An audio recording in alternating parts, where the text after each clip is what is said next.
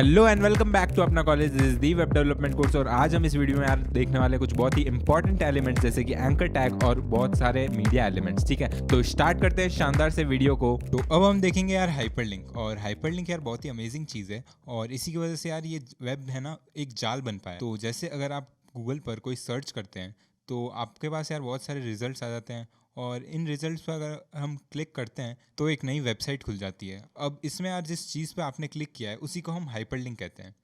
तो आप समझ गए होंगे यार हाइपरलिंक क्या काम आता है। और अब हम देखते हैं इसका सिंटैक्स। तो हाइपरलिंक के लिए यार हम यूज़ करते हैं ए टैग का और इसके अंदर एक बहुत ही इंपॉर्टेंट एट्रीब्यूट होता है जो कि है एचरेफ के अंदर यार हम यूआरएल डाल रहे होंगे और इस यूआरएल के अंदर आप वेबसाइट या फाइल या कोई वेबसाइट का आपका सेक्शन किसी भी चीज़ को हम लिंक कर सकते हैं। तो अब इसके लिए हमको यार यूआरएल समझना बहुत ही ज़रूरी है। तो अब यूआरएल क्या होता है? यूआरएल की फुल फॉर्म होती है यार यूनिफॉर्म रिसोर्स लोकेटर।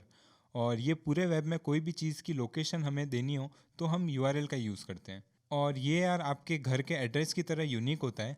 अब ये यूआरएल यार दो तरह के हैं, एक तो एब्सोल्यूट और दूसरा रिलेटिव। एब्सोल्यूट का मतलब है यार पूरे स्टार्ट से लेकर एंड तक का जो पाथ होता है उसको हम एब्सोल्यूट कहते हैं। और रिलेटिव का मतलब है यहाँ पे करंट फाइल से लेकर, जैसे आप जिस भी फाइल के अंदर आप कोड कर रहे हो उस फाइल से लेकर आपका जो टारगेट फाइल है वहाँ तक का पाथ। तो अब यार इसी चीज़ को एक एनालॉजी से समझते हैं। तो मान लो आपको आपके फ्रेंड के घर का एड्रेस बताना है। तो एब्सोल्यूट में यार हम रूट लोकेशन देते हैं जो आप मान सकते हो आपके सिटी का कोई सेंटर लोकेशन है। अब वहाँ से आपको आपके दोस्त के घर का एड्रेस बताना है। तो आपका जो सेंटर है सिटी का, वहाँ से लेकर आपके फ्रेंड के घर का जो पाथ होगा उसे हम कह देंगे एब्सोल्यूट पाथ। ठीक है। और रिलेटिव का मतलब हो गया जहाँ पे भी आप खड़े हो करंटली, वहाँ से लेकर आपके फ्रेंड के घर का पाथ। ठीक है। अब यार ये तो समझ लिया हमने इस रिलेटिव और एब्सोल्यूट में फ़र्क क्या होता है और क्या चीज़ होती है ये। अब हम देख लेते हैं यार ये फाइल लोकेशंस में हम मूव कैसे करते हैं। तो अगर हमें यार फाइल लोकेशंस में मूव करना है कोड के अंदर तो उसमें यार तीन केसेस हो सकते हैं। या तो आपको किसी फोल्डर के अंदर जाना है जिसमें फ़ाइल पड़ी है, या फिर आपके करंट फोल्डर के अंदर ही फाइल पड़ी है, या फिर हो सकता है कि आपके फोल्डर के बाहर वाले फोल्डर में कोई फाइल पड़ी है। ठीक है, तीन केसेस हो सकते हैं। तो फर्स्ट में यार जैसे आपकी फ़ाइल आपके करंट फोल्डर में, तो उसमें कुछ नहीं यार, उस फाइल का नाम आप डायरेक्टली लिख दो यूआरएल में और खाली आप जैसे ही उस फाइल का नाम लिखोगे आपकी वो लिंक बन जाएगी। और अगर आप चाहते हो किसी फोल्डर के अंदर जाना है तो सिंपली आपको उस फोल्डर का नाम लिखना है, फिर एक स्लैश और फिर आपका फाइल का नाम।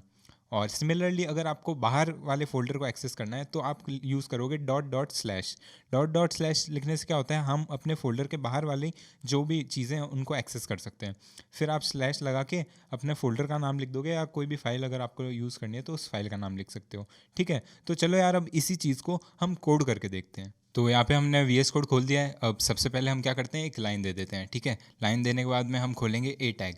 यहाँ पे बहुत सारे तरह के ए टैग है बट हम खाली नॉर्मल वाला यूज़ करते हैं। और इसमें यार हमको href मांग रहा है तो सबसे पहले हम क्या करेंगे यार, इसमें हम गूगल को लिंक कर देते हैं, मतलब गूगल की जो वेबसाइट है ना उसको लिंक कर देते हैं। तो मैं यहाँ पे टेक्स्ट के अंदर लिख रहा हूँ गूगल और यहाँ पे हमको यार URL देना पड़ता है गूगल का। तो यहाँ पे हमको सबसे पहले लिखना है https:// और ये लिखना यार बहुत ही ज़रूरी है अगर हम कोई भी URL दे रहे हैं और वो एब्सोल्यूट URL है। रिलेटिव में ऐसा ज़रूरी नहीं होता है बट एब्सोल्यूट में बहुत ज़रूरी होता है। ठीक है, अब मैं इसमें google.com लिख देता हूँ और एक बार इसे सेव करते हैं और जाते हैं हमारे ब्राउज़र के अंदर, करेंगे इसको रिफ़्रेश। तो आप देख सकते हो यार यहाँ पे नीचे छोटा सा गूगल लिखा हुआ आ गया है और जैसे ही हम इस पर क्लिक करेंगे आप देख सकते हो यार google.com खुल चुका है। ठीक है, अब यार इसमें एक प्रॉब्लम है, ये जो हमने देखा जैसे ही हमने इस पर क्लिक किया था आप देख सकते हो यार ये इसी के अंदर खुल रहा है। हम चाहें अगर तो इसको हम नए टैब में भी खोल सकते हैं, क्योंकि कभी कभी हो सकता है ना कि यार आप चाहते हो कि ये जो क्लिक हो रहा है वो हमारे वेब पेज पे ना खुल के एक नए टैब में खुल जाए। तो उसके लिए यार हमको एक एट्रीब्यूट यूज़ करना पड़ेगा जो कि है टारगेट। टारगेट यूज़ करके हम क्या कर सकते हैं, यहाँ पे हम टारगेट में देंगे ब्लैंक। ब्लैंक से क्या होगा ना, ये एक नए टैब के अंदर खुल जाएगा। ठीक है, एक बार फिर से रिफ़्रेश करता हूँ मैं और जैसे ही अब मैं इस पर क्लिक करूँगा देखना यार ये नए टैब में खुल गया है। ठीक है, तो आप समझ गए होंगे कैसे हम इस टारगेट को यूज़ करते हैं। और ये तो हमने देखा यार एक्सटर्नल वेब पेज को लिंक करके, मतलब google.com जो कि हमारा नहीं है। तो अगर हम चाहें कि इसमें हमारे ही वेब पेजेस को लिंक करना तो उसके लिए क्या कर सकते हैं यार, उसके लिए हम रिलेटिव पाथ्स यूज़ करेंगे। और सबसे पहले यार हमको कोई वेब पेज भी तो बनाना पड़ेगा जिसको हम लिंक कर रहे होंगे। तो नई फाइल क्रिएट कर लेते हैं, उसे सेव कर लेते हैं और नाम मैं यार इसमें दे रहा हूँ page2.html और सेम फोल्डर के अंदर ही इसको सेव कर रहा हूँ, कोई नया फोल्डर नहीं बनाएंगे। और इसके अंदर सबसे पहले हम बॉयलर प्लेट कोड लिख देते हैं। फिर यहाँ पे टाइटल मैं कुछ भी दे देता हूँ यार, नॉर्मली कोई रैंडमली हम बना रहे हैं। और साथ में हेडिंग दे देते हैं। फिर नीचे एक मैं लिंक दे देता हूँ जो कि हमारे होम पेज पे जाएगा, मतलब इंडेक्स वाली फाइल पे। तो वहाँ पे हम जाने के लिए फिर से index.html लिख देंगे और बाद में इसमें लिख देता हूँ मैं होम, ठीक है। फिर इसे सेव करते हैं और एक बार यार हम इंडेक्स फाइल को भी हमारे अपडेट कर देते हैं और ये लिंक दे देते हैं। तो उसके लिए मैं फिर से इंडेक्स फाइल में जाता हूँ और इस पेज का नाम दे देता हूँ। अब यार इसमें मैं पेज 2 क्यों लिख रहा हूँ और उसमें भी मैंने इंडेक्स क्यों लिखा था, क्योंकि वो दोनों सेम फोल्डर के अंदर पड़े हैं, ठीक है। एक बार देख लेते हैं सेम फोल्डर में कैसे पड़े हैं और क्यों हमने खाली इसको ऐसे मेन पेज लिखा है। तो यहाँ पे मैंने अपनी कक्षा का फोल्डर खोला है और आप देख सकते हो यार ये पेज 2 पड़ा और ये इंडेक्स पड़ा, तो ये सेम फोल्डर के अंदर है, इसलिए हम खाली नाम से ही यूज़ कर सकते हैं। वरना हमको यार फोल्डर का नाम या फोल्डर से बाहर किसी फोल्डर के अंदर होता है तो डॉट यूज़ करना पड़ता है, ठीक है।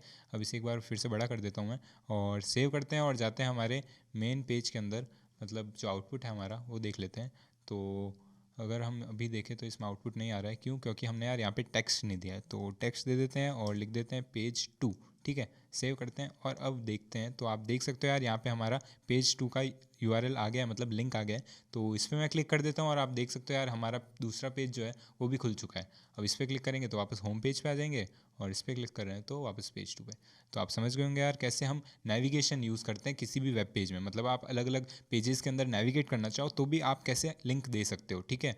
और इसी में यार हम साथ में अलग अलग हमारे वेब पेज के अंदर, मतलब सिंगल पेज वेबसाइट है और उसके अंदर अलग अलग सेक्शंस है तो उसका भी यूज़ कर सकते हैं। हाल फिलहाल हमारी वेबसाइट इतनी बड़ी है नहीं, इसलिए मैं शायद ये दिखा नहीं पाऊँगा, बट बाद में आने वाले सेक्शन में हम देखेंगे कैसे हम उसको यूज़ करेंगे अलग अलग सेक्शंस को। तो अभी के लिए यार हम एक और चीज़ देख लेते हैं, जैसे हम एंकर टैग को यूज़ करके अलग अलग फाइल्स को भी अटैच कर सकते हैं। जैसे कि हमारी कोई PDF फाइल हो गई, हमारी कोई JPG फाइल हो गई या कोई और फाइल हो गई, रैंडमली कोई वीडियो या कुछ भी हो गया, तो हम सारी चीज़ों को लिंक कर सकते हैं। तो एक बार मैं क्या करता हूँ ना, मैं एक नोट्स, हमारे जितने भी नोट्स अब तक रिलीज़ हुए हैं उनको लिंक करके देख लेते हैं, ठीक है। तो यहाँ पे यार A टैग का यूज़ करूँगा और यहाँ पे आप देख सकते हो यार अलग अलग टाइप के A टैग है। फिर से हम ब्लैंक का यूज़ करते हैं ताकि नए फोल्डर के अंदर फाइल बने। और जैसे ही मैंने यहाँ पे क्लिक किया आप देख सकते हो यार http:// आ गया है। अब यार इसमें मैं G ड्राइव की लिंक दे देता हूँ। तो उसके लिए क्या करूँगा यार, यहाँ पे मैंने G ड्राइव खोल रखा है और इसमें हमारे सारे केमिस्ट्री के नोट्स डाले हुए हैं, तो इसी को यूज़ कर रहे हैं हम। यहाँ पे इसको हटा के पेस्ट कर देता हूँ मैं पूरा URL। अब जब भी यार आप इसको कॉपी करोगे ना तो आपका HTTPS वाला पार्ट ऑटोमेटिकली कॉपीड होगा, तो आपको फिर से लिखने की ज़रूरत नहीं है। इसमें यार यहाँ पे जो कंटेंट है उसके अंदर हम साथ में सिर्फ टेक्स्ट की बजाय कोई और टैग भी यूज़ कर सकते हैं। जैसे मैं यार इसमें आपको H1 टैग यूज़ करके बताता हूँ। तो जैसे मैंने H1 लिखा है और फिर मैं यार बड़े बड़े अक्षरों में लिख देता हूँ नोट्स। H1 नहीं, मैं H2 यूज़ कर लेता हूँ एक्चुअली। तो यहाँ पे मैंने H2 किया, सेव करते हैं और जाते हैं हमारे वेब पेज के अंदर। तो आप देख सकते हो यार कैसे हमारा यहाँ पे बड़े बड़े फॉन्ट के अंदर वो नोट्स वाला लिंक आ गया है। अब जैसे ही मैं इस पर क्लिक करूँगा तो हमारे नए पेज के अंदर गूगल ड्राइव खुल रही है, ठीक है। और यही हमको चाहिए था। अब यार साथ में ये तो हो गया हमारा एब्सोल्यूट URL वाला। अब हम रिलेटिव के लिए क्या करेंगे? रिलेटिव के लिए यार मैंने, आप देख सकते हो यहाँ पे नोट्स रखे हैं, हमारे जो भी केमिस्ट्री के नोट्स हैं वो इस फोल्डर के अंदर पड़े हैं, यहाँ पर नोट्स फोल्डर के अंदर। मतलब अपनी कक्षा के अंदर हमने एक नया फोल्डर बनाया नोट्स, और उसके अंदर ये सारी फाइल्स हमने कॉपी करके रख दी है, ठीक है। अब इसको क्लोज करता हूँ और इसको एक बार लिंक करके देख लेते हैं। तो उसके लिए यार क्या करेंगे, हमको हर PDF के लिए एक नई लिंक बनानी पड़ेगी। तो सबसे पहले यार मैं A टैग यूज़ करता हूँ, और क्योंकि हमारा ये जो फोल्डर है यहाँ पे आप देख सकते हो ये अपनी कक्षा के फोल्डर के अंदर ही है, मतलब हमको यहाँ पे फोल्डर का नाम लिखना पड़ेगा सबसे पहले नोट्स, और फिर उसके अंदर जो भी फाइल्स है उसका नाम लिखना पड़ेगा। तो यहाँ पे मैं VS कोड खोल देता हूँ और जैसे ही मैं यहाँ पे सबसे पहले फोल्डर का नाम लिखूँगा आप देख सकते हो यार ऑटोमेटिकली हमारी फाइल्स का नाम आ चुका है। तो अब यार यहाँ पे मैं कोई भी एक फ़ाइल सेलेक्ट कर लेता हूँ, जैसे सबसे पहले ये वाला, और नाम में मैं इसी को लिख देता हूँ। और इसी तरह से यार मैं सारी फाइल्स को लिंक कर देता हूँ। और यहाँ पे यार टारगेट भी दे देते हैं, टारगेट हम दे देते हैं _blank, जिससे हमारी नए वेब पेज में खुले, ठीक है। अब इसी को कॉपी करके पेस्ट कर देता हूँ यहाँ पे 3-4 बार, और हम नाम भी चेंज कर देते हैं।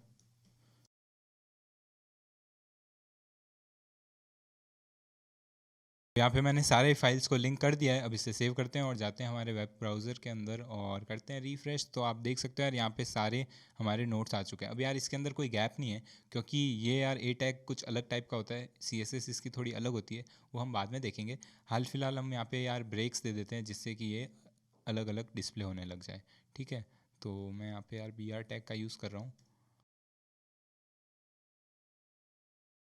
ठीक है। BR टैग हम यूज़ करके एक बार वापस जाके रिफ़्रेश करते हैं। तो आप देख सकते हो यार सारे हमारे जितने भी नोट्स हैं वो आ रहे हैं, और हम जैसे ही किसी पे भी क्लिक करेंगे हमारे नए टैब के अंदर वो खुल जा रहे हैं। और इसी तरह से यार हम अलग अलग चीज़ों को लिंक कर सकते हैं हमारे वेब पेजेस के अंदर, ठीक है। आप समझ चुके होंगे कैसे हम एंकर टैग को यूज़ करते हैं।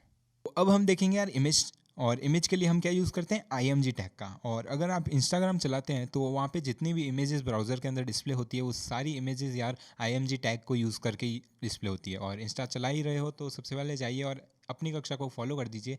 तो यहाँ पे यार मैंने अपनी कक्षा का इंस्टाग्राम हैंडल खोल रखा है और इसके अंदर हम देखेंगे कैसे इमेजेस लोड होती है, कैसे यहाँ पे यूज़ होती है इमेजेस। और मैंने स्टार्टिंग में आपको बताया था कि जब भी हम किसी वेबसाइट को खोलते हैं तो उसका जो फ्रंट एंड वाला पार्ट है वो हमारे ब्राउज़र के अंदर लोड हो जाता है। तो एक बार अगर आप किसी कोड को देखना चाहो जो हमारे ब्राउज़र के अंदर लोड हुआ है तो उसके लिए हमारे पास दो ऑप्शंस होते हैं। तो राइट क्लिक कीजिए और आपको यहाँ पे दो ऑप्शंस दिखेंगे सबसे नीचे, एक है इंस्पेक्ट और दूसरा है व्यू पेज सोर्स। अब जैसे मैं व्यू पेज सोर्स पे क्लिक करूँगा एक नया पेज खुल जाएगा, यहाँ पे आप देख सकते हो, और इसके अंदर पूरा हमारा इंस्टाग्राम का फ्रंट एंड का कोड लिखा हुआ है। अब जूम इन कर देता हूँ ताकि आपको ये कोड अच्छे से दिखे। और अभी शायद आपको ये सारी चीज़ें समझ में ना आ रही हो क्योंकि ये जावास्क्रिप्ट में है और यहाँ पे कुछ हमारे लिंक टैग से कुछ HTML यूज़ हो रहा है और कुछ स्क्रिप्ट टैग से यहाँ पे कुछ कुछ चीज़ें लोड हो रही है। अब यहाँ पे आप देखो तो हमारा HTML आ रहा है सबसे पहले, फिर हेड है, टाइटल है, जैसे कि मैंने आपको बताया ये सारी चीज़ें हमने देखी है वही यहाँ पे आ रही है। ठीक है, अब इसको मैं एक बार बंद कर देता हूँ व्यू पेज सोर्स को और एक बार राइट क्लिक फिर से करते हैं और आपको दिखाता हूँ दूसरा ऑप्शन जो कि है इंस्पेक्ट। अब इंस्पेक्ट को खोलने के लिए यार एक इंस्पेक्ट यहाँ पे क्लिक कर सकते हो या फिर आप कमांड शिफ्ट C का यूज़ कर सकते हो जो कि शॉर्टकट है। ठीक है, अब यहाँ पे इसके अंदर भी आप देखो तो इस साइड में जो हमारा कोड आ रहा है ना ये हमारा HTML है और इसको भी मैं थोड़ा सा जूम इन कर देता हूँ। ठीक है, और इसको थोड़ा सा बड़ा कर देते हैं और साथ में यार हम इस डॉग को लेफ्ट साइड में कर देते हैं ताकि हमको साइड में इंस्टाग्राम भी दिखे। ठीक है, यहाँ पे हमारा इंस्टाग्राम है और ये हमारा इंस्टाग्राम का फ्रंट एंड का HTML वाला कोड है। अब आप पूछोगे यार जावास्क्रिप्ट और CSS का है, तो CSS यार यहाँ नीचे लिखी हुई है और यहाँ CSS सिर्फ इतनी लिखी हुई है हर टैग की। तो जैसे बॉडी की अगर मैं CSS देखना चाहूँ तो यहाँ पे दिखेगी और अगर मैं फॉर्म पे क्लिक करूँ तो फॉर्म की CSS दिखेगी। मेन टैग पे क्लिक करेंगे अगर तो यहाँ पे मेन टैग की CSS दिखेगी। ठीक है, और साथ में यार अगर हम जावास्क्रिप्ट देखना चाहे तो सोर्सेज में आप क्लिक करो, यहाँ पे एक टैब है और उसके अंदर हमारा पूरा यहाँ फाइल सिस्टम है, उसके अंदर सारी हमारी जावास्क्रिप्ट लोड होती है। ठीक है, तो अगर मैं इसमें कुछ एक्सप्लोर करूँ तो यहाँ पे यार अगर आप देखो तो कुछ CSS फाइल्स है, कुछ JS फाइल्स है। तो ये जो JS फाइल है वही हमारी जावास्क्रिप्ट है। ठीक है, यहाँ पे आप देख सकते हो कुछ कुछ फंक्शंस यहाँ दिख रहे हैं, इसको शायद जूम आउट करना पड़ेगा मुझे। हाँ, तो आपको यार यहाँ कुछ फंक्शंस वगैरह दिख रहे होंगे जो कि जावास्क्रिप्ट में लिखे गए हैं। ठीक है, तो ये सारी चीज़ें यार हमारे ब्राउज़र के अंदर लोड हो चुकी है और अब हम देखते हैं यार हमारा इमेज एलिमेंट कैसे लोड होता है। तो इमेज एलिमेंट के लिए मैंने आपको बताया IMG टैग का यूज़ करते हैं। तो यहाँ पे यार अगर मैं कोई भी पोस्ट देखूँ तो ये जितनी भी हमारी जो पोस्ट है उसके ऊपर इमेजेस आ रही है तो ये सारी इमेजेस भी हमारी IMG टैग से लोड हो रही होगी। तो एक बार इसको चेक करते हैं। तो उसके लिए यार आप इस सेलेक्ट एलिमेंट पे क्लिक करो और जैसे आप इस पर क्लिक करोगे यहाँ पे एक सेलेक्टर आ जाएगा और जहाँ पे भी आप हवर करोगे अब वो सारी चीज़ें आपको इस साइड वाले साइड बार में दिखेगी। तो जैसे ही मैं इस पर क्लिक करूँगा तो आप देख सकते हो यहाँ पे इसका कोड दिख रहा है और यहाँ पे अगर हम क्लिक करो तो एक यहाँ पे इमेज एलिमेंट दिख रही है। ठीक है, अब इस इमेज एलिमेंट के अंदर ऑल्ट है और क्लास और बहुत सारी चीज़ें हैं जैसे कि URL वगैरह, तो वो सारी चीज़ें हम यहाँ पे अभी पढ़ने वाले हैं। ठीक है, और उसी के साथ यार हम चाहें तो और भी बहुत सारी चीज़ें कर सकते हो। तो उसके लिए आप यहाँ पे सेलेक्ट एलिमेंट पे क्लिक करो और फिर जैसे मैं फॉलोअर्स पे क्लिक करता हूँ तो यहाँ पे यार हमारे अभी 50K फॉलोअर्स समथिंग दिखा रहा है, 50,144। तो इसको चेंज करके देखते हैं। तो यहाँ पे हम फॉलोअर्स बढ़ा के कुछ मिलियंस में कर देते हैं, तो मैं इसको 10 मिलियन कर देता हूँ, है ना। और जैसे ही मैं इसे एंटर करूँगा तो आप देख सकते हो यार हमारे फॉलोअर्स बढ़ के 10 मिलियन हो चुके हैं, है ना। अब ये जो चीज़ है यार वो सिर्फ आपको दिख रही है, असल में हमारे जो फॉलोअर्स हैं वो नहीं बढ़े क्योंकि ये जो फॉलोअर्स के रिकॉर्ड्स है वो उनके सर्वर में पड़े हैं और यहाँ तक तो खाली वो सर्वर की एक फ़ाइल आ चुकी थी और मैंने उस फाइल में चेंज किया है। तो अगर मैं इसको रिफ़्रेश करूँगा तो वो फाइल दोबारा से आ जाएगी, मतलब रिप्लेस हो जाएगी और ये जो 10 मिलियन है वो वापस पहले जैसा हो जाएगा जो कि 50K था। तो एक बार रिफ़्रेश करके आपको दिखाता हूँ। तो जैसे ही मैं इसे रीलोड करूँगा आप देखना यार ये वाली चीज़ वापस 50K हो चुकी है। ठीक है, तो बस यार आप समझ गए होंगे कैसे हमारा फ्रंट एंड बैक एंड वो सारी चीज़ें काम करती है और मैंने साथ में एक एग्जांपल भी दे दिया है इमेज एलिमेंट का। ठीक है, तो एक तीर दो निशाने, हमने दो चीज़ों एक साथ पढ़ ली है। ठीक है, अब इसको बंद करते हैं और फिर से जाते हैं और देखते हैं इमेज एलिमेंट को कैसे हम हमारी वेबसाइट में यूज़ कर सकते हैं। ठीक है, तो उसके लिए यार कोड एडिटर में आ जाते हैं हमारे VS कोड में और सबसे पहले एक हॉरिजॉन्टल लाइन दे देते हैं और फिर हम देते हैं IMG टैग। अब IMG टैग में आप देख सकते हो यार यहाँ पे एट्रीब्यूट्स आ रहे हैं कुछ, यहाँ पे SRC है और एक ऑल्ट है। SRC क्या है, तो SRC एट्रीब्यूट में यार हम इमेज की लोकेशन देते हैं, URL को यूज़ करते हैं, और URL मतलब बेसिकली वही हमारा एब्सोल्यूट और रिलेटिव वाला हो जाएगा। तो यहाँ पे मैं इमेज हमारे फोल्डर के अंदर पेस्ट कर देता हूँ। तो आप देख सकते हैं यार यहाँ पे हम अपनी कक्षा का ये जो फोल्डर है उसके अंदर मैंने एक इमेज नाम का फोल्डर बनाया है और उसके अंदर एक इमेज नाम की फ़ाइल है, ठीक है। अब इसी को यार लिंक करके देखते हैं। तो इमेज टैग तो हमने खोल ही रखा है, अब इसके अंदर हमको खाली IMG लिखना है जो कि हमारे फोल्डर का नाम है, फिर स्लैश और फिर img.jpg जो कि हमारी फ़ाइल का नाम है, ठीक है। अब इसे सेव करते हैं और जाते हैं हमारे ब्राउज़र के अंदर, करते हैं रिफ़्रेश। तो आप देख सकते हो यार ये एक बहुत ही बड़ी इमेज है जो यहाँ पे आ गई है। अब यार इतनी बड़ी इमेज तो हमको रखनी नहीं है, तो इसे छोटी करते हैं। छोटी करने के लिए क्या कर सकते हैं, हमको यार एक एट्रीब्यूट का यूज़ करना पड़ेगा। तो कौन सा एट्रीब्यूट है वो, तो वो है यार विड्थ। विड्थ को यूज़ करेंगे और सबसे पहले इसके अंदर साइज़ लिखनी पड़ती है। तो साइज़ में क्या लिख सकते हैं यार, साइज़ हमारी यार यहाँ पे पिक्सल्स के अंदर काउंट हो रही होती है, और पिक्सल्स साइज़ ये सारी चीज़ें हम बाद में डिस्कस करेंगे CSS वाले वीडियो में, क्योंकि यार डिज़ाइन वाला पार्ट सारा हम उसी में कवर करेंगे, ठीक है। तो यहाँ पे मैं यार एक रैंडमली कुछ भी साइज़ दे देता हूँ, 350 मान लो, और एक बार रिफ़्रेश करके देखते हैं क्या हुआ चेंज। तो आप देख सकते हो यार अब ये काफ़ी बेटर लग रही है। बट अभी आप देखोगे तो हाइट तो चेंज हो गई है, कैसे, तो यार अगर हम खाली विड्थ भी देते हैं तो हमारे ये जो एस्पेक्ट रेशियो होता है इमेज का वो मेंटेन रहता है। मतलब जैसे जैसे आप विड्थ कम कर रहे हो वैसे वैसे उसी रेशियो के अंदर आपका हाइट भी छोटा होता जा रहा है। और अगर आप यहाँ पे साइड में हाइट भी दे दो तो यार वो एस्पेक्ट रेशियो बिगड़ जाएगा। तो जैसे मैं यार 600 दे रहा हूँ यहाँ पे और रिफ्रेश करता हूँ, तो आप देख सकते हो यार ये एक पिचक सी गई है इमेज। हम यार वो तो नहीं चाहेंगे। तो एस्पेक्ट रेशियो अगर आपको मेंटेन रखना है तो यार मैं आपको यही रिकमेंड करूँगा कि आप कोई एक एट्रीब्यूट का यूज़ करो, चाहे वो विड्थ हो या हाइट हो, ठीक है। तो अब हम देख लेते हैं यार ये एल्ट क्या चीज़ है। एल्ट यार एक एट्रीब्यूट है जिससे हम ऑल्टरनेटिव टेक्स्ट डिस्प्ले करवा सकते हैं। जब भी मान लो आपका ये इमेज फाइल एग्जिस्ट ना करे, चाहे वो हो सकता है सर्वर में कोई एरर आ गया हो और आपका फ़ाइल डिलीट हो गया हो, या फिर आपकी जो फाइल का नाम है वो आपने कुछ रैंडमली गलत दे दिया हो, तो उस केस में यार एक ऑल्टरनेटिव टेक्स्ट डिस्प्ले हो जाएगा। तो उसमें यार मैं यहाँ पे लिख देता हूँ दिस इज़ एन इमेज। और अब अगर हमने यहाँ पे फाइल का नाम गड़बड़ कर दिया है तो ये यार फाइल दिखनी नहीं चाहिए। तो उसकी जगह क्या दिखेगा, तो उसकी जगह यार यहाँ पे हमको एक टेक्स्ट दिख रहा है, दिस इज़ एन इमेज, जो कि हमने यहाँ लिखा था। तो आप समझ सकते हो यार कैसे हमने ऑल्टरनेटिव टेक्स्ट दिखाया जब भी हमारा ब्राउज़र इमेज नहीं ढूंढ पाता है। तो ठीक है, तो आप समझ गए होंगे यार कैसे हम इमेज टैग को यूज़ करते हैं। तो एक बार यार इसको वापस JPG कर लेता हूँ ताकि ये ढंग से दिखे। और अब नेक्स्ट हम क्या देखने वाले हैं, नेक्स्ट हम देखने वाले हैं यार वीडियो, जो कि बहुत ही सिमिलर है इमेज से। और इसमें भी यार वही SRC एट्रीब्यूट से हम लोकेशन लेते हैं और वो सारी चीज़ें करते हैं। और अगर आप यार ये वीडियो जो आप ब्राउज़र में देख रहे हैं तो आप यूज़ कर रहे हैं वीडियो टैग का, ठीक है। देख लेते हैं यार अब कैसे इस वीडियो टैग को हम अपने वेबसाइट में यूज़ कर सकते हैं। तो सबसे पहले यार HR यूज़ करके हम एक हॉरिजॉन्टल रूल दे देंगे, फिर लिखेंगे वीडियो, जिससे वीडियो टैग ओपन हो रहा है। और फिर सोर्स में हमको यार एक वीडियो फाइल देनी पड़ेगी, और उसके लिए मैंने एक वीडियो ऑलरेडी यहाँ पे पेस्ट कर रखा है। आप जैसे अपनी कक्षा का फोल्डर देखोगे तो यहाँ पे आपको यार वीडियो नाम के एक फोल्डर के अंदर आप देख सकते हो वीडियो नाम की एक फ़ाइल है, video.mp4, ठीक है। इसको मैं बंद करता हूँ और आप यहाँ पे देख सकते हो हमारे VS कोड के अंदर सोर्स आ रहा है। इसके अंदर हम वीडियो लिख देते हैं जो कि फोल्डर का नाम है, और फिर ये video.mp4 जो कि फ़ाइल का नाम है, ठीक है। सेव करते हैं और जाते हैं हमारे यार ब्राउज़र के अंदर। और जैसे ही मैं रिफ़्रेश कर रहा हूँ आप यहाँ पे नीचे देख सकते हो एक पूरी बड़ी वीडियो सी आ गई है। अब यार इतनी बड़ी आ रही है तो छोटी कर लेते हैं पहले। और जैसा कि हमने इमेज में देखा था विड्थ का यूज़ करके हम इमेज को छोटी कर रहे थे, सिमिलरली यहाँ पे भी यार विड्थ का यूज़ करेंगे। और यहाँ पे मैं इमेज से थोड़ा सा बड़ा दे रहा हूँ, तो वहाँ पे 350 यूज़ किया था, मैं यहाँ पे माइनर चेंज 400 दे देता हूँ और रिफ़्रेश करते हैं। आप देख सकते हो यार यहाँ पे हमारी वीडियो आ रही है। और अब आप देख सकते हो यार यहाँ पे कोई कंट्रोल ही नहीं है, प्ले बटन नहीं है, कुछ प्ले ही नहीं हो रहा है। तो ये वीडियो किस काम की, तो उसका एक कारण है यार, कोई बटन दिखाने के लिए तो हम पहले एक एट्रीब्यूट यूज़ करते हैं कंट्रोल्स। तो कंट्रोल से क्या होगा, बेसिकली हमारे जितने भी कंट्रोल्स आते हैं, प्ले पॉज का बटन, या हमारा ये जो वॉल्यूम का बटन आ जाता है, या फुल स्क्रीन का बटन आ जाता है, तो वो सारी चीज़ें हम कंट्रोल नाम का एट्रीब्यूट अगर यूज़ करेंगे ना तो ही आएगा, ठीक है। अब यार ऐसा क्यों कि हमको कंट्रोल का बटन देना पड़ रहा है, मतलब क्यों वीडियो टैग में ऑटोमेटिकली कोई बटन्स नहीं आते हैं, तो उसका एक कारण है यार। तो मान लो आप चाहते हो कि आपका वीडियो जैसे ही ब्राउज़र में हमारा वेब पेज स्टार्ट हो वहीं वीडियो भी प्ले हो जाए, मतलब हमारा कोई यूज़र आया और वीडियो ऑटोमेटिकली प्ले हो जाना चाहिए। तो उस केस में यार हम बटन ना दिखाएं तो भी चलेगा ना, इसलिए हम यार यहाँ पे बटन के लिए एक अलग से एट्रीब्यूट दे सकते हैं और ऑटो प्ले के लिए भी हम एक अलग से एट्रीब्यूट दे सकते हैं,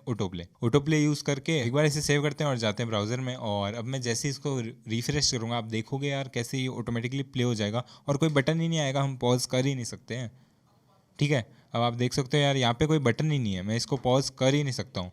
और इसको यार हम पॉज कर देते हैं और उसके लिए पहले जाते हैं हमारा ऑटो प्ले हटा देते हैं और करते हैं रिफ्रेश। ठीक है, तो कुछ इस तरह से हम ऑटो प्ले का यूज़ करते हैं। फिर हम दे देते हैं यार कंट्रोल, जिससे हमारे बटन्स आ जाएंगे। तो यहाँ पे कंट्रोल्स का यूज़ करेंगे सेव और करते हैं रिफ्रेश। तो यहाँ पे आप देख सकते हो यार प्ले का एक बटन आ रहा है जिससे मैं क्लिक करता हूँ और यहाँ पे यार बहुत सारी चीज़ें आ गई है, पूरा वीडियो प्लेयर सा बन गया है खाली हमारा ये कंट्रोल्स एट्रीब्यूट को यूज़ करने से। अब यार इसमें और भी कुछ एट्रीब्यूट्स है जैसे कि लूप, जिससे क्या होता है बेसिकली हमारा जैसे ही वीडियो एंड होता है ना तो ऑटोमेटिकली स्टार्ट भी हो जाता है, मतलब एक लूप चलता रहेगा, कभी वीडियो रुकेगा ही नहीं। ठीक है, तो आप देख सकते हो यार यहाँ पे जैसे ही वीडियो एंड होगा वैसे ही वापस स्टार्ट भी हो जाता है, मतलब हमको कुछ करने की ज़रूरत नहीं, बार बार ये ख़त्म होएगा स्टार्ट होएगा और ये लूप एंडलेसली चलता रहेगा। ठीक है, तो उसके लिए हमने लूप टैग का यूज़ किया। अब यार म्यूटेड नाम का भी एक एट्रीब्यूट है, जिससे क्या होता है जैसे ही मैं इसको रिफ्रेश कर रहा हूँ आप देख सकते हो यार ये एट्रीब्यूट यूज़ करने से हमारा ये जो वीडियो है वो म्यूटेड चालू होगा, मतलब ऑडियो इसमें नहीं आएगी इनिशियली, मतलब फिर आप बटन यूज़ करके कर सकते हो ऑडियो, मतलब लगा सकते हैं। जैसे कि आप देख सकते हैं यहाँ पे ये बटन ऑलरेडी म्यूटेड है, अब आप बढ़ा सकते हो वो एक अलग बात है, बट क्योंकि हमने इस एट्रीब्यूट को यूज़ किया यहाँ पे ऑलरेडी म्यूटेड थी। ठीक है, अब last but not the least poster. Poster क्या होता है? पोस्टर बेसिकली अगर आप यूट्यूब चलाते हो तो उसके अंदर यार हर वीडियो के आगे थंबनेल होते हैं जिसमें इन्फॉर्मेशन होती है कि वीडियो क्या कहना चाहता है, और वो यार थंबनेल अलग से हम बनाते हैं। और उसी तरह से यार हम अगर अपनी वेबसाइट के अंदर किसी वीडियो के ऊपर थंबनेल लगाना चाहते हैं तो हम यूज़ कर सकते हैं यार पोस्टर एट्रीब्यूट का। ठीक है, उसमें क्या करेंगे बेसिकली हमने यहाँ पे यार जैसे इमेज के अंदर सोर्स फाइल दी थी वैसे ही हमको यहाँ पे भी एक सोर्स की तरह यहाँ पे भी हमको एक इमेज की लोकेशन देनी है। यूआरएल हो सकता है बेसिकली हमारा, फाइल लोकेशन हो सकता है, जैसे भी आप देना चाहो। मैं यहाँ पे सिमिलर टू दिस इमेज यही बेसिकली इसी को पेस्ट कर देता हूँ ताकि यही इमेज यहाँ पे हमको वीडियो प्ले होने से पहले शो हो जाएगी। ठीक है, सेव करते हैं और जाते हैं ब्राउज़र में। तो आप देख सकते हो यार यही इमेज शो हो रही है, हालांकि इस इमेज का कोई लेना देना नहीं है बट ये इमेज ऑलरेडी शो हो रही है, जिससे यूज़र को कुछ पता चलेगा कि अच्छा शायद ये वीडियो में कुछ इस तरह से आने वाला है।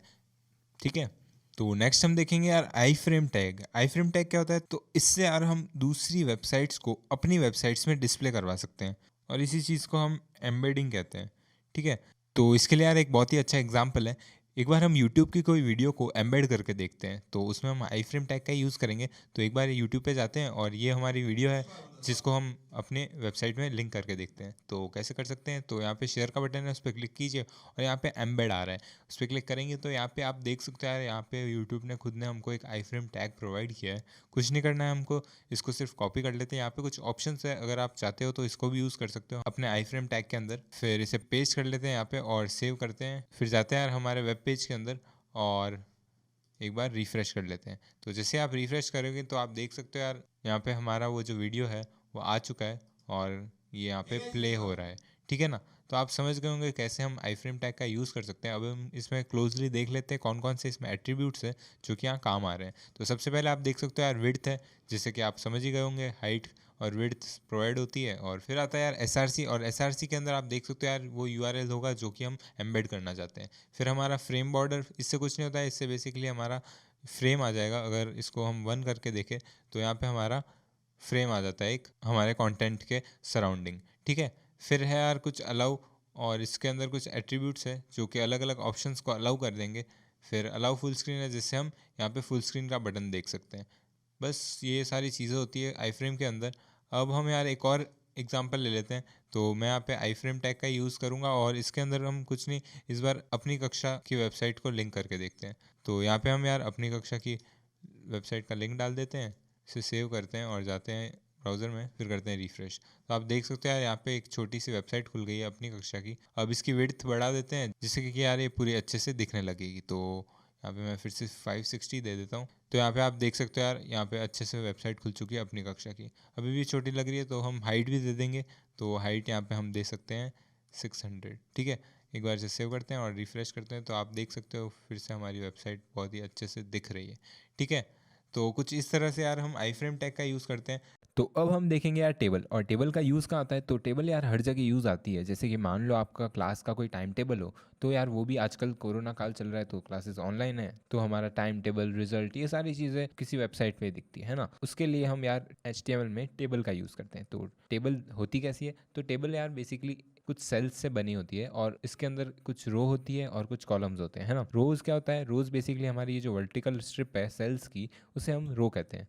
और कॉलम जो हॉरिजॉन्टल स्ट्रिप होती है उसको कहते हैं कॉलम, ठीक है।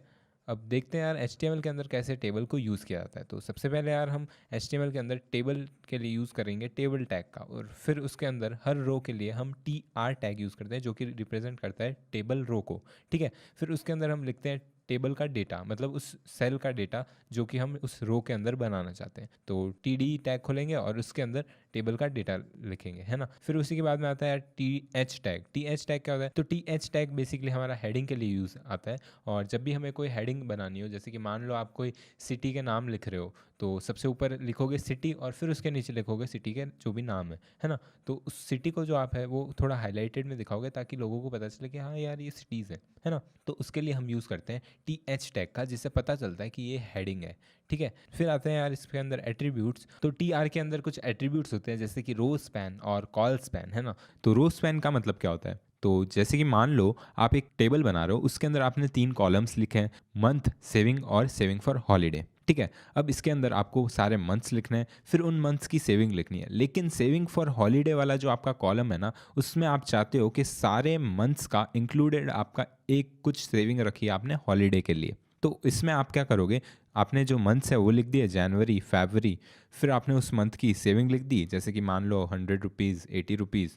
फिर आपका जो सेविंग फॉर हॉलीडे है उसमें आप मिक्स करना चाहते हो दो रोज़ को, तो आप क्या करोगे, आप रो स्पैन का यूज़ करोगे और लिखोगे row span is equal to 2, ताकि आपकी वो जो जनवरी फरवरी वाले रोज़ है वो मिक्स हो जाए, उनका एरिया बेसिकली एक बन जाए और उसके अंदर कंटेंट आपका बीचों बीच दिखने लगे, ठीक है। तो ये था हमारा रो स्पैन। फिर आता है हमारा कॉल स्पैन, उसमें भी हम वही एग्जांपल लेंगे। तो बेसिकली इसमें क्या चाहते हो आप चाहते हो कि एक मंथ हो, एक सेविंग हो, है ना। लेकिन इसमें हमारा सेविंग फॉर हॉलीडे वाला कॉलम नहीं है, लेकिन इसमें एक रो एक्स्ट्रा है और उस रो में आप चाहते हो कि आप सम लिखो, ठीक है।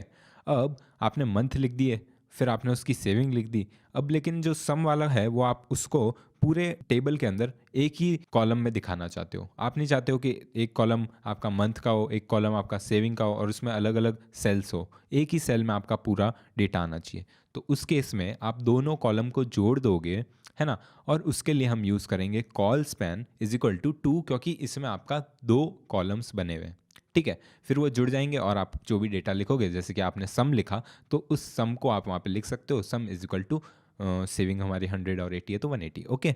अब इस टेबल के अंदर हम यार कुछ स्ट्रक्चर बना सकते हैं और उसके लिए यार हम अलग अलग टैग्स का यूज़ करते हैं। अब स्ट्रक्चर कैसा, तो जैसे हम टेबल बनाते हैं तो सबसे ऊपर हेडिंग लिखते हैं और उसके अंदर बहुत सारी अलग अलग कॉलम्स होते हैं, ठीक है। तो उसके लिए हम टी हेड का यूज़ कर सकते हैं और इसके अंदर हमारी सारी हेडिंग लिखेंगे। तो उसी तरह से नेक्स्ट होता है हमारा टी बॉडी। टी बॉडी के अंदर हमारा टेबल का जो भी कंटेंट है वो सब लिखेंगे। तो मान लो यार आप किसी स्टूडेंट का डेटा ले रहे हो जिसमें आपने नेम, रोल नंबर, मार्क्स ये सब लिया है, तो हेडिंग हमने लगा दी। फिर इसके अंदर जो भी स्टूडेंट्स के नाम होंगे वो सब एक एक करके आप टी बॉडी के अंदर लिखोगे, ठीक है। और उसके बाद में सबसे नीचे आप मान लो कोई टोटल काउंट कर रहे हो, तो उस टोटल को सबसे नीचे लिखते हैं। उसके लिए हम यूज़ कर सकते हैं फुटर का, और फुटर के लिए हम यूज़ करते हैं टी फुट नाम का एक टैग। तो सबसे पहला हो जाएगा हमारा टी हेड जिसमें हेडिंग्स आएगी, फिर टी बॉडी जिसमें पूरा टेबल का जो भी डेटा है वो आ जाएगा, और टी फुट में हमारा लास्ट वाला पार्ट आ जाएगा, ठीक है। तो कुछ इस तरह से यार हम टेबल को यूज़ कर सकते हैं। अब यार ये जो 3 टैग्स मैंने बताया, T head, T body, T foot, इसका यार यूआई में कोई चेंज नहीं आता है। तो ये हम यार खाली स्ट्रक्चर करने के लिए लिखते हैं, जिससे कि यार ब्राउज़र को या कोई भी हमारा कोई और डेवलपर पढ़ रहा हो तो उसको पता चले कि भाई यहाँ पे हमारा हेड है तो इसके अंदर हेडिंग्स आएगी, फिर यहाँ बॉडी है तो इसमें बॉडी आएगी, और फिर सिमिलरली फुट है तो फुट आएगा, ठीक है। तो कुछ इस तरह से हम टेबल का यूज़ करते हैं HTML के अंदर। अब हम यार इसी चीज़ को कोड करके देख लेते हैं, ठीक है। तो चलते हैं यार हमारे कोड एडिटर में। तो टेबल को अच्छे से समझने के लिए हम एक एग्जांपल लेते हैं और हम बनाते हैं यार एक क्लास का रिजल्ट, मतलब एक स्टूडेंट का रिजल्ट। तो उसके लिए मैं यहाँ पे एक हॉरिजॉन्टल रूल दे देता हूँ और फिर यूज़ करते हैं टेबल टैग का, ठीक है। और टेबल टैग के अंदर यार हम क्या ओपन करते हैं, TR टैग हर रो को क्रिएट करने के लिए। तो यहाँ पे मैंने एक रो बना दिया और सबसे पहली रो के अंदर यार मैं कुछ हेडिंग्स दे रहा हूँ और हेडिंग के अंदर मैं अपना डेटा लिख रहा हूँ टेक्स्ट के अंदर, ठीक है। सब्जेक्ट लिखेंगे सबसे पहले, फिर नेक्स्ट लाइन में आएगा theory, then practical, then total marks, और फिर लास्ट में हम लिख देते हैं ग्रेड्स। अब इसे सेव करते हैं और यहाँ पे हमारा ब्राउज़र है, इसमें रिफ्रेश करता हूँ तो आप यार यहाँ पे देख सकते हो यार हमारा सबसे पहले हेडर आ गया है, जिसमें सबसे पहले आया subject, then theory, practical, total marks और ग्रेड्स। और ये सारी चीज़ें बोल्ड में इसलिए है क्योंकि हमने TH का यूज़ किया था, है ना। अब यार इसको एक फॉर्मेट में लिख देते हैं, तो फॉर्मेट में लिखने के लिए हम, ये हेडर है तो T हेड का यूज़ करते हैं और इसको व्रैप कर देते हैं इन सारी चीज़ों को जो भी हमने लिखा है ना। तो यहाँ से इसे कट करता हूँ और यहाँ पे इसे पेस्ट कर लूँगा। अब ये तो हो गया हमारा T हेड, जिसमें हमने हेडिंग्स लिख दी है। अब नेक्स्ट यार आता है T बॉडी, जिसके अंदर हम पूरी बॉडी लिखेंगे, मतलब हमारे जितने भी सब्जेक्ट्स हैं उन सब्जेक्ट्स के नाम और उनका जो भी थ्योरी का जितना भी नंबर आया उस स्टूडेंट का, वो सारी चीज़ें, ठीक है। तो सबसे पहले रो बनाते हैं। रो बनाने के लिए TR टैग का यूज़ करते हैं और TR टैग के अंदर यार सबसे पहले मैं सब्जेक्ट ले रहा हूँ इंग्लिश, है ना। और हर रो के अंदर हमने देखा था TD टैग का यूज़ करना पड़ता है। TH तो हेडिंग के लिए है तो TD का यूज़ करेंगे। तो इसमें दे देता हूँ मैं सबसे पहले इंग्लिश, एंड देन उसके नीचे यार पहले इसको कॉपी कर लेता हूँ और उसके लिए मैं यूज़ कर लेता हूँ ऑप्शन शिफ्ट डाउन डाउन, ठीक है। अब यहाँ पे मैं नाम चेंज कर देता हूँ। तो सिमिलरली यार कुछ और सब्जेक्ट्स लिख देते हैं और उनका नाम और नंबर लिख देते हैं, ठीक है। तो मैंने यार और भी सब्जेक्ट्स लिख दिए हैं और इसे सेव करते हैं और जाते हैं हमारे ब्राउज़र के अंदर, करते हैं रिफ़्रेश, और आप यार यहाँ पे नीचे देख सकते हो हमारे सारे सब्जेक्ट्स यहाँ पे डिस्प्ले हो रहे हैं, उनका रेस्पेक्टिवली थ्योरी के मार्क्स, प्रैक्टिकल के मार्क्स और टोटल मार्क्स, फिर हमारी है ग्रेड्स, ठीक है। तो कुछ इस तरह से यार हमने हमारे बॉडी को डिस्प्ले कर दिया। अब यार टी फुट डाल देते हैं। टी फुट में हम क्या लिखेंगे यार, बेसिकली हमारा ये जो रिजल्ट है उसका स्टेटस क्या है, बेसिकली हमारा स्टूडेंट पास हुआ है या फेल हुआ है, तो उसके लिए हम यूज़ करेंगे टी फुट का, और टी फुट के अंदर लिखते हैं TR टैग, या फिर TH लिख सकते हैं क्योंकि यार ये भी हमारा थोड़ा हाईलाइटेड टेक्स्ट दिखेगा तो अच्छा लगेगा, है ना। तो यहाँ पे मैं रिज़ल्ट लिखता हूँ और कॉलन पास। अब जैसे ही मैं इसे सेव करता हूँ और यहाँ पे आके रिफ़्रेश करता हूँ तो आप देख सकते हो यहाँ पे आ रहा है हमारा रिजल्ट पास। अब यार क्योंकि ये इस रो के अंदर ही है तो इसका खाली एक एरिया यूज़ हो रहा है। अब मान लो हमें इसे बीच में यहाँ पे डिस्प्ले करवाना है, तो उसके लिए हम क्या कर सकते हैं, उसके लिए यार हम इन सारे कॉलम्स को कंबाइन कर सकते हैं। और कंबाइन करने के लिए हमने देखा था कॉल स्पैन करके एक एट्रीब्यूट है और उसके अंदर हमको वैल्यू देनी पड़ती है जितनी भी रोज़ हमको, सॉरी जितने भी कॉलम्स हमको कंबाइन करने हैं। तो यहाँ पे हमारा 5 है समथिंग, तो मैं 5 लिख के सेव करता हूँ और करूँगा यहाँ पे रिफ़्रेश। तो आप देख सकते हो यार यहाँ पे हमारे बीच में आ गया है क्योंकि हमने पांचों कॉलम्स को कंबाइन किया है और खाली एक कॉलम दिख रहा है अब यहाँ पे, जो कि है रिजल्ट पास, है ना। तो कुछ इस तरह से यार हम कॉल स्पैन का यूज़ करते हैं और सिमिलरली हम रो स्पैन का भी ऐसे ही यूज़ करते हैं, जिसमें हम रो स्पैन लिखते हैं और जितने भी रोज़ हमको कंबाइन करनी होती है उसका नंबर लिख देते हैं, ठीक है। तो अब हमने यार ऑलमोस्ट सारे इंपॉर्टेंट एलिमेंट्स देख लिए हैं। तो बस यार इस वीडियो में इतना ही, मिलते हैं नेक्स्ट वीडियो में, तब तक के लिए यार सी या have a great day and I will catch you up in the next one.